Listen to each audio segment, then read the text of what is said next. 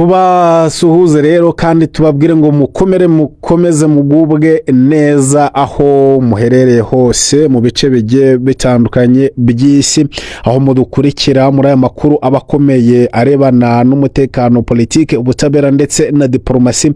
Ubu ngubu tukaba twambutse muri Repubulika Iharanira Demokarasi ya Kongo, cyane mu majyepfo ya Kivu cyangwa se muri Kivu y'amajyepfo, aho imirwano ikomeje gufata indi ntera kubera agace kitwa Poezero gakomeje kuberamo imirwano ikomeye cyane. Ni imirwano rero ikomeye hariya mu misozi ya Fizi. Ni intambara yo kugenzura Poezero ikomeje guhungabanya cyane ku buryo bukomeye Kivu y'amajyepfo. Ni imirwano ikomeye yongeye kubura mu misozi ya Fizi mu ntara ya Kivu y'amajyepfo muri Repubulika Iharanira Demokarasi ya Kongo, hagati y'ingabo za leta FARDC zifatanyije n'imitwe ya Wazalendo ku ruhande rumwe, ndetse n'abarwanyi batwirwaneho bakorana bya hafi n'umutwe wa AFC M23 ku rundi ruhande.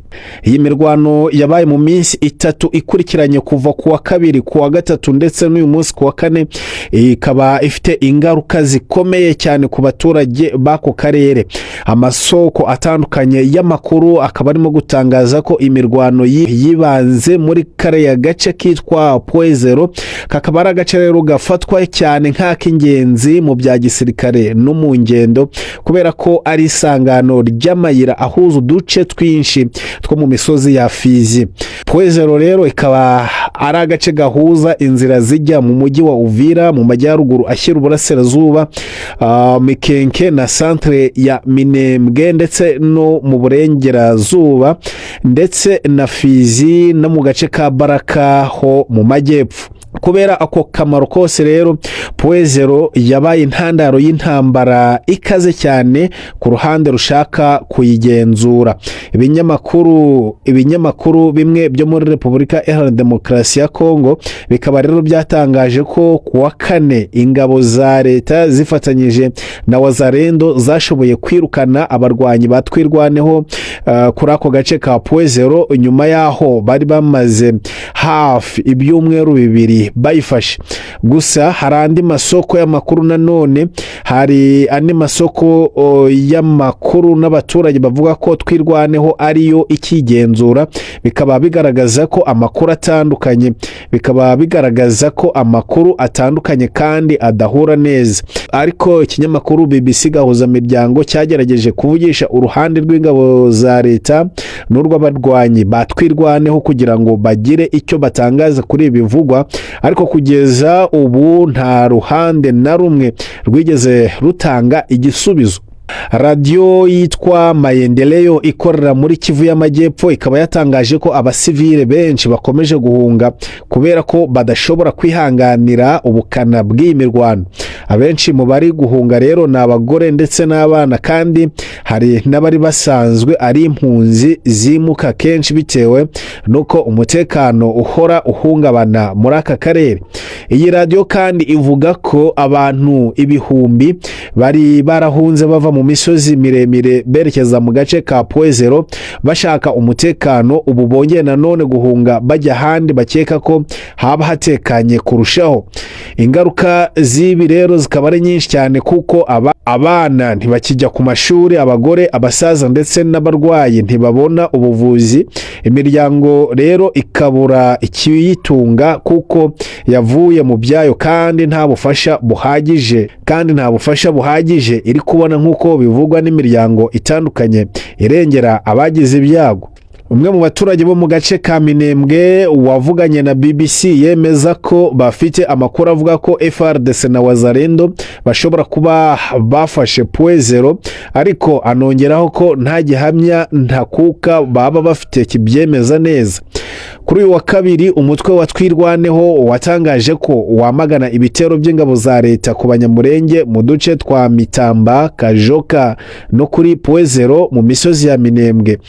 Ku wa gatatu ho Twirwaneho yongeye gutangaza ko abarwanyi bayo bari kuri Poezero, ahari nko mu birometero 10 uvuye Minembwe, kandi ko bahanuye indege nto yo mu bwoko bwa drone y'ingabo za leta yari igiye kurasa kuri Minembwe.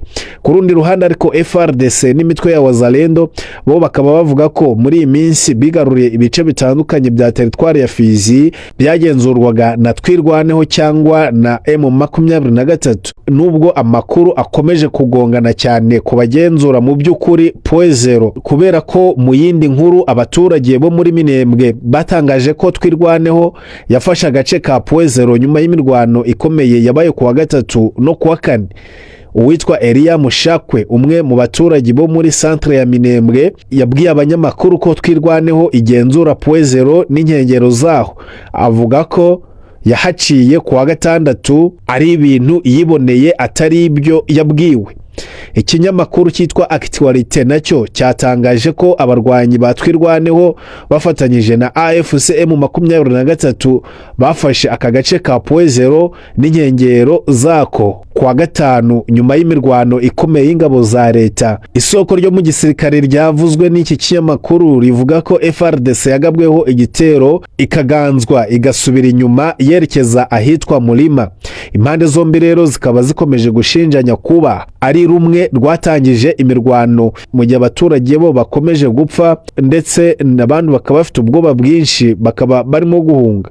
Iyi ntambara ishamikiye ku yindi yatangiye mu mpera z'umwaka wa 2021 ubwo umutwe wa M23 wongeye kubura imirwano kuri Kivu ya ruguru, uvuga ko watewe n'ingabo za leta mu birindiro byawo bya Canzu na Runyoni.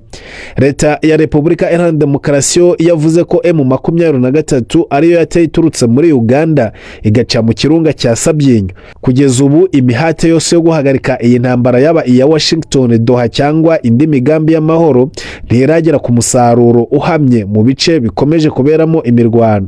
Mu kwezi k'Ugushyingo abanyamurenge bo muri Minembwe bakomeje imyigaragambyo bamagana ingabo za Kongo n'iz'u Burundi, bavuga ko zafunze amayira abahuza n'umujyi wa Uvira, cyane cyane mu masangano ya .0. Icyo gihe igisirikare cy'u Burundi cyavuze ko nta basirikare bacyo bari muri ako gace, nubwo u Burundi bukomeje kugira ingabo mu burasirazuba bwa Kongo ku masezerano y'ubufatanye mu kurwanya imitwe yitwaje intwaro. U Burundi, Repubulika Iharanira Demokarasi ya Kongo ndetse n'umuryango w'abibumbye bose bashinja u Rwanda gufasha umutwe wa M23, ubu ukaba ari umutwe ukorana na Twirwaneho. U Rwanda rwo rwakomeje kugenda rubihekana ndetse rukavuga ko rwafashe gusa ingamba zo kwirinda. Ku rundi ruhande ariko u Rwanda na M23 bashinja ingabo za Kongo n'iz'u Burundi gukorana n'inyeshyamba za FDLR. Ibyo nabyo bikaba bihakanwa cyane na leta ya Repubulika Iharanira Demokarasi ya Kongo. Ku baturage bo muri Minembwe ndetse na Mikenke, gufata cyangwa kugarura .0 bifatwa nk'inkuru nziza kuko byasubiza ubwisanzure bwo kugera mu mujyi wa Uvira aho bakura ibiribwa n'ibindi bikenerwa. Ariko ku bandi baturage bo mu misozi ya Fizi, iyi mirwano ikomeje kubabera isoko y'agahinda, ubuhunzi ndetse n'ubukene. Mu gihe leta ya Kinshasa iri mu biganiro bishya by'abanyekongo babifashijwemo na Angola, Togo ndetse n'ubumwe bwa Afurika, abaturage bo mu misozi ya Fizi bo bakomeje kwibaza igihe amahoro azagarukira mu buzima bwabo bwa buri munsi.